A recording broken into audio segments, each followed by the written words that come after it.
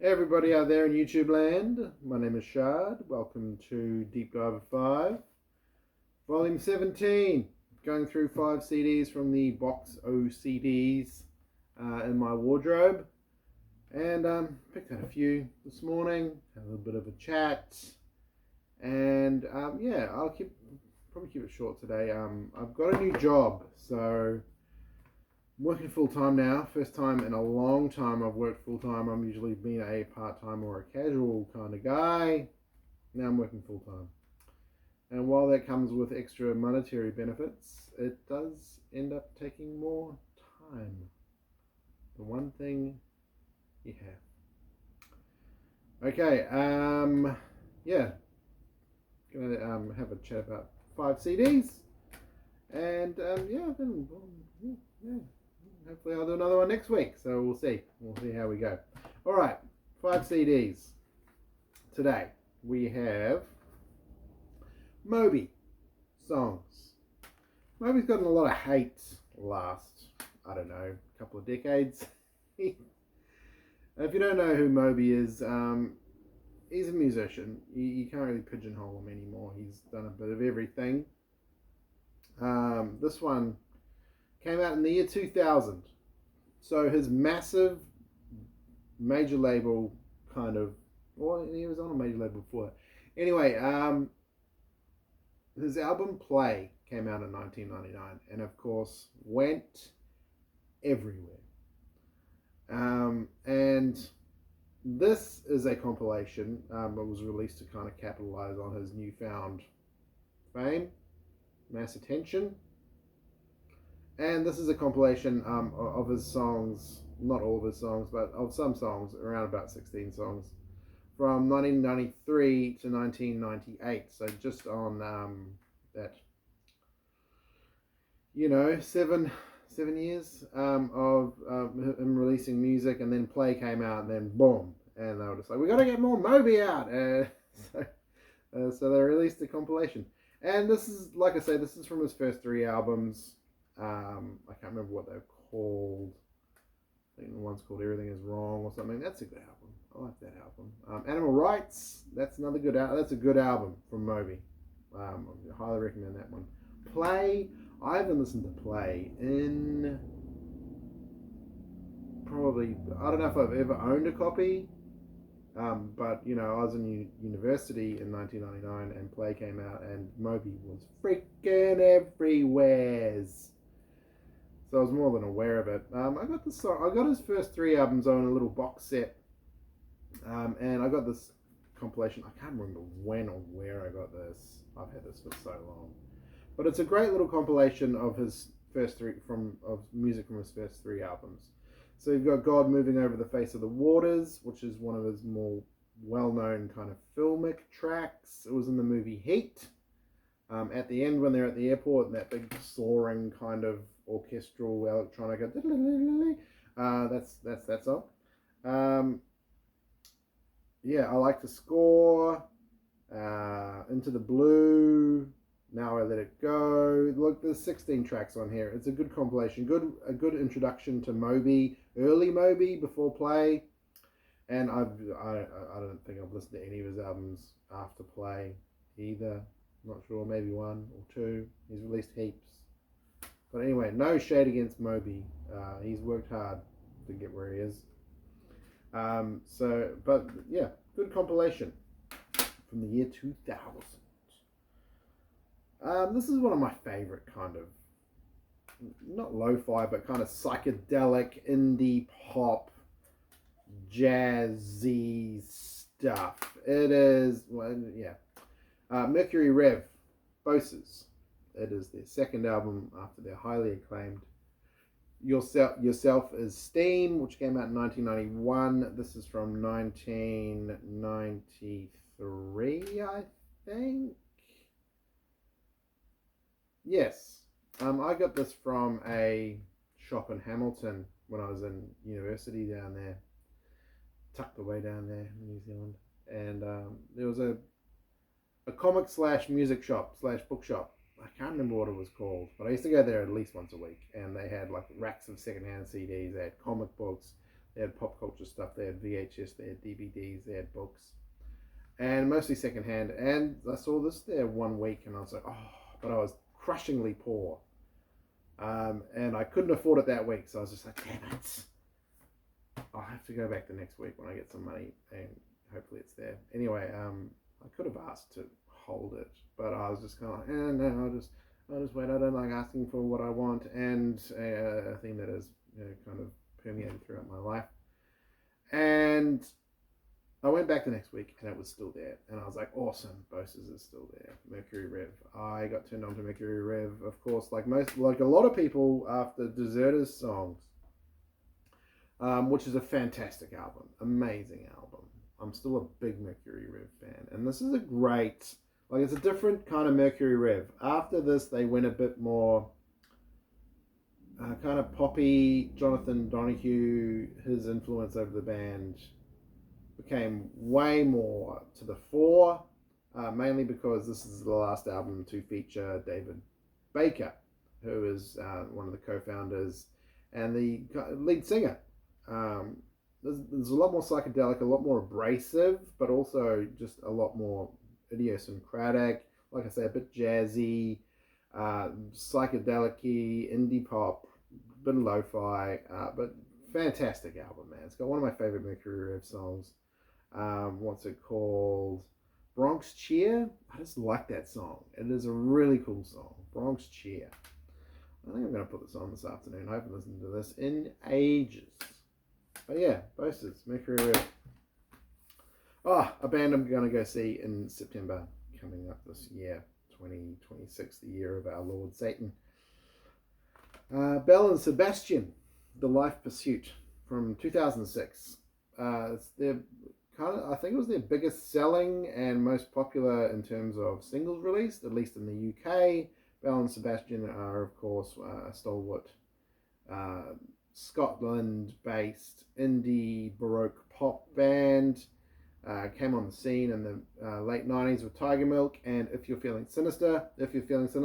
Mwah, mwah. I love that album. Mwah. I'm going to go see them play it start to finish in September in Sydney. Mwah. It's in my top 10. Easily. The Life Pursuit, though. I had a copy of this. I have a copy. But I had this copy for a really, really, really, really, really, really long time. Like, I'm talking probably 10 years at least. And I never gave it much attention. That was until 2002. I was like, I want to listen to more Belle Sebastian. And they've got quite a few albums. And I was just like, but I've never really listened to The Life Pursuit much. So I put it on. And I put it on my Spotify. I listened to it then. And it turned out, I loved it so much, it became my number one album of that year. Because I just listened to it constantly. And it is such an amazing album.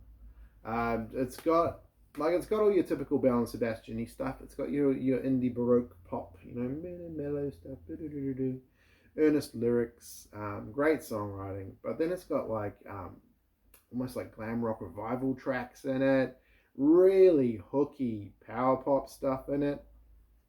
This is a fantastic album. If you like Belle and Sebastian and you haven't given this much time, I implore you to give it more time.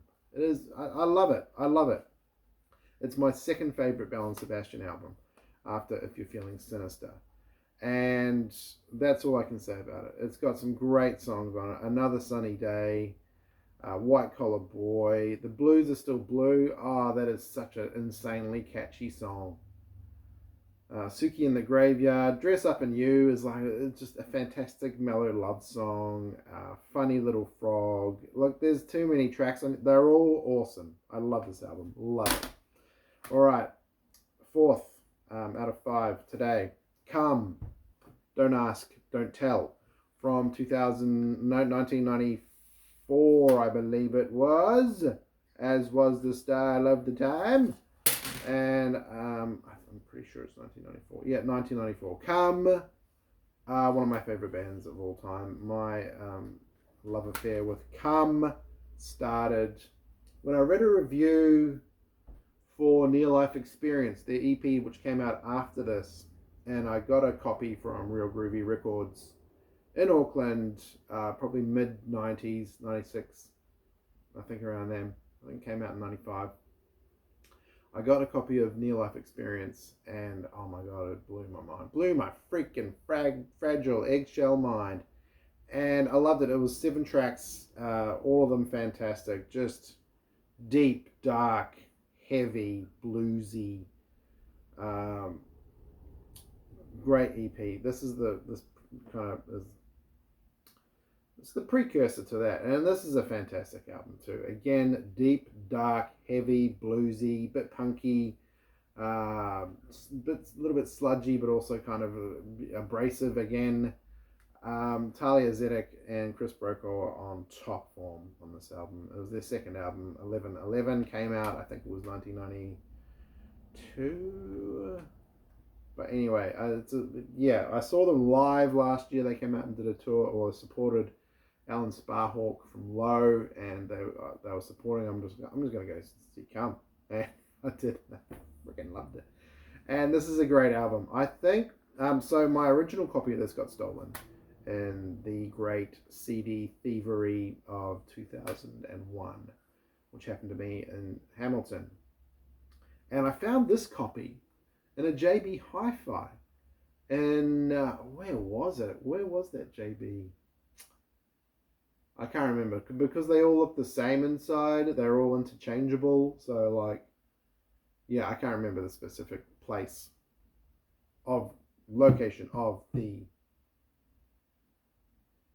JB Hi-Fi where I got this. But I got it as out of the bargain bin. I got it for $5. And I'm just like, I just have to buy it because, to replace my copy that got stolen years before. But I was just like, dude, like, when you see the CD, great tracks on here. Mercury Falls, stunning track. Your Rain, Let's Get Lost, which is like a great driving song. German song, one of their kind of, mainstays. In Out, which is just thumping, rocky awesomeness. And Arrive at the end, which is just like complete soul-stripping song.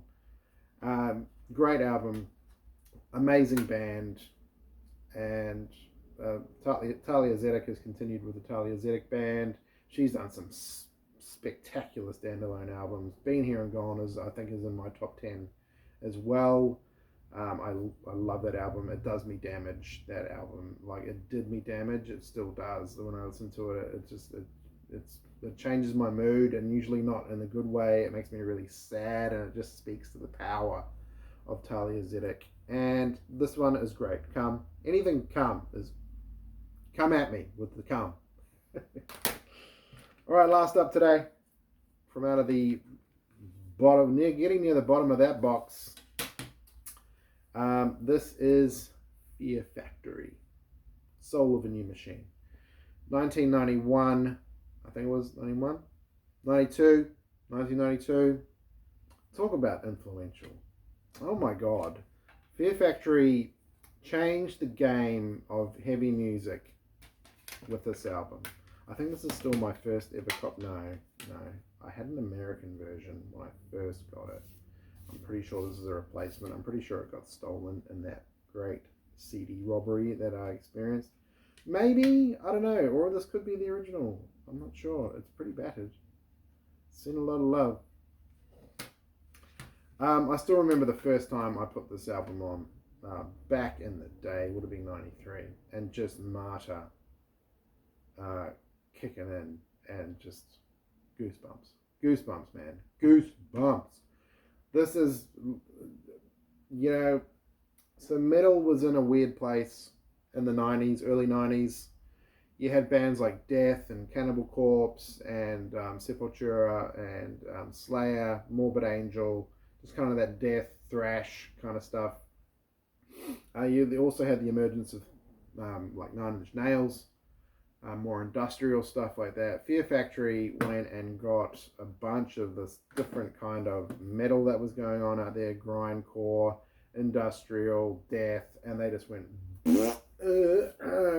CD, and amazing CD. Heavy as a really heavy thing, and Burton C. Bell, like, he changed the game with his dirty and clean vocals, his death and clean vocals, I should say. Dino, just a riffing powerhouse. Raymond Herrera on drums, Andrew Shives on bass. This is still a big album for me. It holds a lot of sway over me. I want to listen to this afternoon as well. It's got Martyr, it's got Crisis, Crash Test, Scum Grief, Arise Above Oppression, Whoa, Manipulation. Great album, fantastic. To me, the first two Fear Factory albums, this one and Demanufacture, hold the biggest kind of influence over me. I kind of tuned out of them afterwards, and I never really got into them. And then, of course, all that kind of the behind the scenes stuff happened, and I was just kind of like, I'll stick with the first two. Good old Soul of a New Machine, man. Oh, great album. Mwah! Alright, that's it from me. A bit of a quick one today. I just want to get it out there. I've got to go make some food. I've been enrolled to do some part-time study, so I've got to go and get myself sorted for that. I've got a new job, so I'm just kind of getting my mind into that as well. How are you going? Are you going all right? Do you need to have a chat? Reach out to me. Just send me a message, whatever. I don't mind. Life changes, you know. I was 3 months out of work. I was running a music school for a good 4 years, almost 4 years, and that place went belly up, and they didn't pay a lot of people, me included, and that left me with a very sour taste in my mouth about the world in general, and getting older, and what am I going to do, and how do I provide for my child, how do I get better at being not only me, but a father, a parent, a human. After moving out of Sydney, like, I was living there for so many years, I come up into the small town Blue Mountains. Like, how do I fit in better here? How do I start or get involved in community? And it's crazy out there. It's crazy. I don't think the world has ever been less crazy. There's so much coming at us all the time. And I used to meditate a lot, but I've stopped. I stopped a while ago, and I'm just like, why did I stop? We all need that time to just sit and do nothing, literally nothing, and not even worry about the word nothing, because you're not doing nothing. You're sitting there meditating with yourself. You're existing in time, and that's not nothing. We're all poisoned by the opposite of that, which is something. You got to be doing something. You got to be being productive. No, you don't. You don't. I saw a meme a few weeks ago. We're designed to know the stars in the sky. We're about 50 stories and know about 50 dances, and we do that in a small community, and that's what we used to do. And I'm just like, we're barely out of the caves, and we got all this tech coming at us, all these societal pressures, pop psychology, pop songs, and it's crazy. Go and buy a new car. Buy an electric car. You save money off your... What money? What are you talking about? Who are they selling these to? Anyway, that's my little rant. Maybe I should do more rants.